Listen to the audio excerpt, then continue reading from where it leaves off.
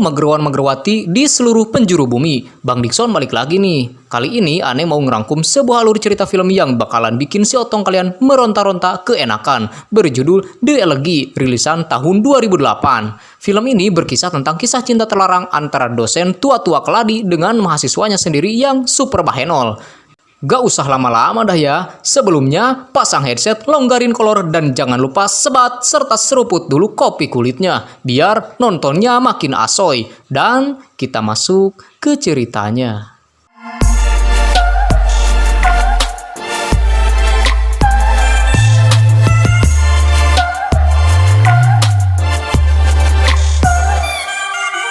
Scene diawali dengan diwawancarainya seorang dosen jenius. Kelihatan sih dari palanya yang no rambut-rambut, bernama David Kepes. David merupakan salah satu dosen berprestasi dan kini mengajar di salah satu kampus terkenal. Singkat cerita, saat ia lagi ngajar, ia melihat salah satu mahasiswinya bernama Consuela datang telat ke kelas. Alih-alih menghukumnya hormat bendera atau angkat kaki sebelah sambil pegang kuping, David justru membiarkannya dan bergumam dalam hati, "Beuh, semok bet nih cewek." Terlebih David sangat menyukai Consuela yang selalu pakai baju-baju ala kantoran. Ya, karena dia ini juga kerja sebagai akuntan di salah satu firma hukum cuy. This course is called practical criticism. Hingga waktu kelulusan pun tiba, David sengaja membuat pesta kelulusan di rumahnya sendiri dan mengundang semua mahasiswanya termasuk Consuela. Di pesta itu, David terus mendekati Consuela dan mengeluarkan rayuan manja ala buaya tuanya pada Consuela. Sedikit demi sedikit, Consuela mulai tergoda nih sama si David. Hingga ia mengajak Consuela nonton teater yang akan dilihat 2 hari lagi. Miss Castello. Hi, Professor. Take me to the opera, and I adore theater. She resembles you. You resemble her. David minta saran dan jampi-jampi buat ngedeketin cewek sama sahabatnya bernama George, yang notabene-nya merupakan duda dan udah lama gak nyobain gurihnya apem embem seorang wanita. Saat pulang ke rumahnya, David kedatangan tamu spesial bernama Caroline yang langsung ngobrak-ngabrik isi kolor David.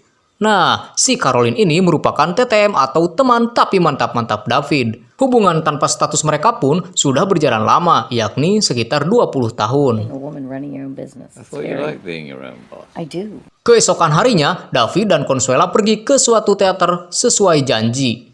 Mereka sangat menikmati pertunjukan itu, namun Consuela agak kurang nyaman karena AC di ruangan teater kegedean dan membuatnya menggigil kedinginan. David lantas mengajak Consuela ke rumahnya untuk ngeteh dan menghangatkan diri. Sesampainya di rumah David, mereka ngobrol-ngobrol ringan sebentar. Kemudian melanjutkan kegiatannya dengan padu heos di kasur sampai lemas. Mantep deh si om botak satu ini. Mulai dari sanalah hubungan asmara beda usia ini terjalin. Semakin hari, David semakin dibikin mabuk kepayang sama Consuela yang kadang malah bikin dia insecure dan suka cemburu berlebih saat mengetahui Consuela menemui laki-laki yang jauh lebih muda dari dirinya.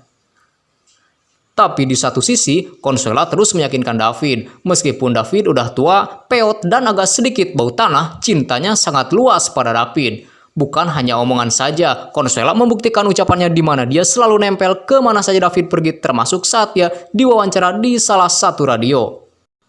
Beberapa hari kemudian, secara tiba-tiba Caroline datang dan langsung ngajakin David bercocok tanam.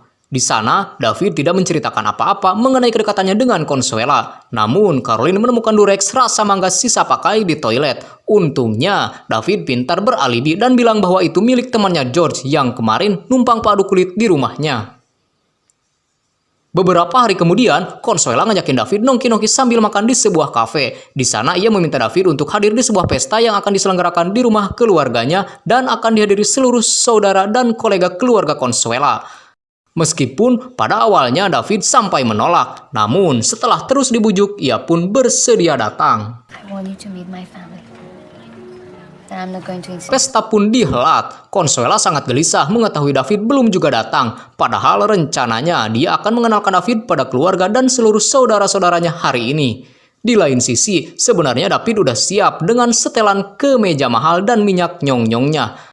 Namun beberapa saat sebelum OTW, David kembali merasa insecure, di mana ia sangat takut jika nantinya orang tua Consuela tak bisa menerima David yang usianya jauh di atas Consuela dan yang terburuknya menyuruh mereka putus. David kemudian menelepon Consuela dan bilang bahwa dia tak bisa hadir di pesta tersebut dengan 1000 alasan. Consuela yang kesal langsung menotop telepon dari David itu.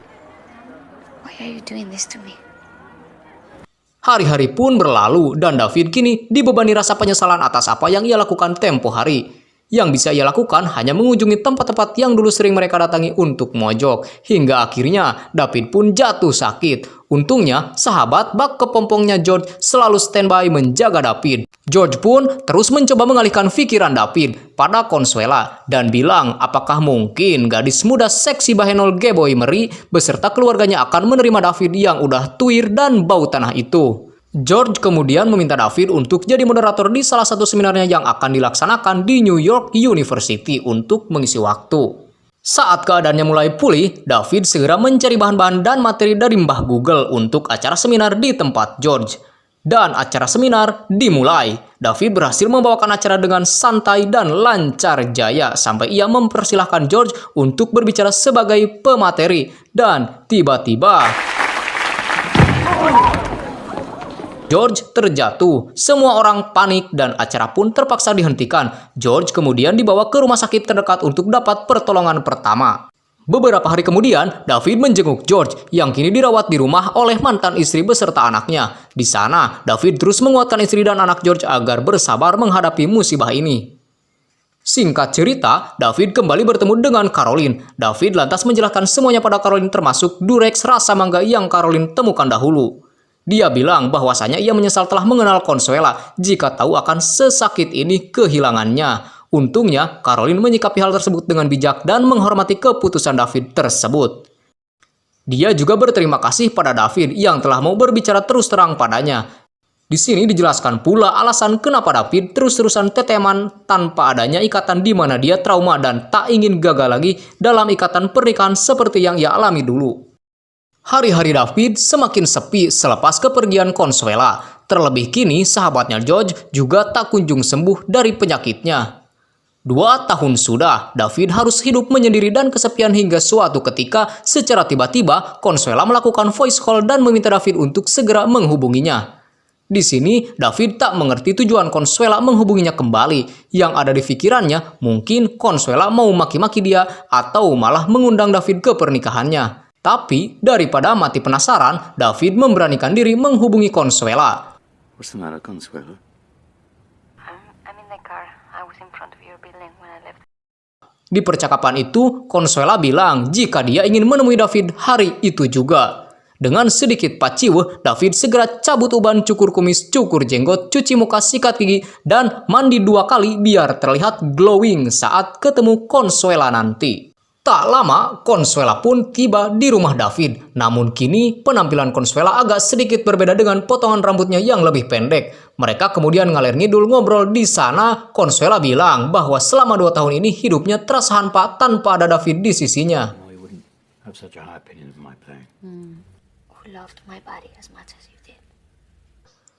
Rupanya selama ini Consuela benar-benar mencintai David setulus hatinya. David lantas mengatakan yang sejujurnya, jikalau dia juga sangat menyayangi Consuela, tapi dia terlalu insecure dan takut jika keluarga Consuela menentang hubungan mereka akibat perbedaan usia yang terlalu jauh, yakni 30 tahun. Padahal menurut Consuela sendiri, alasan itu bukanlah masalah bagi keluarganya. Setelahnya, Consuela bercerita bahwa dia kini mengidap kanker di bagian gunung berbukitnya dan akan segera melakukan operasi pengangkatan. Satu hal yang ia pinta dari David yakni agar David mengambil foto gunung berbukitnya yang masih subur sebelum nantinya jadi datar kayak lapangan sepak bola akibat operasi. David pun mengiyakan keinginan Consuela itu dan segera menyiapkan kamera Canon-nya. Demi menjamin kesuksesan operasi Consuela, David menemui anaknya yang merupakan seorang dokter. Di sana dia meminta agar Consuela mendapatkan pelayanan nomor wahid, no BPJS, BPJS-an, mulai dari dokter, suster, serta alat-alat yang paling canggih dah pokoknya. Anaknya pun memastikan jika Consuela akan dapat perawatan dari para dokter terbaik di seantero negeri. She's in very good hands. I know her surgeon. And race headlong into another maximum security facility.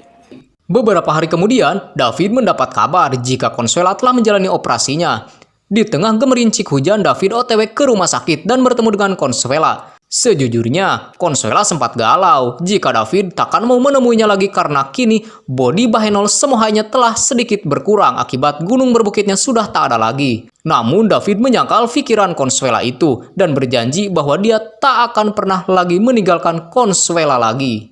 Dan film pun tamat. Cukup seru juga ya film ini. Oke, sampai di sini dulu alur cerita film Elegy. Sampai ketemu lagi sama Bang Dickson di review film selanjutnya. Terima kasih yang masih stay di channel ini. Dan permios.